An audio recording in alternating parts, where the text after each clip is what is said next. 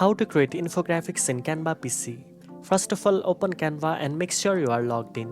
On the home page, click the Create a Design button with the plus icon. In the source bar, type infographic and select it from the displayed list according to your preference.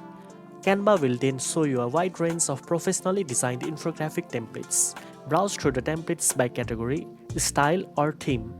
If you want complete creative control, you can also start with a blank design.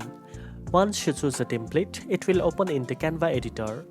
From here, you can customize every detail, edit the text, change fonts, adjust color, and replace the sample content with your own data or information.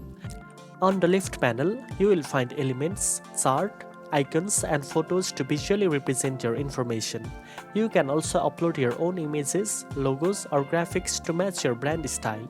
For data visualization, Canva makes it simple to add chart, graphs, and diagrams to present information clearly. You can resize, recolor, and arrange elements to ensure everything looks professional and easy to read. Once you are happy with the design, click Share to publish it online or download your infographic as a PNG, JPG, or PDF for printing and digital use. Now you know how to create infographics in Canva.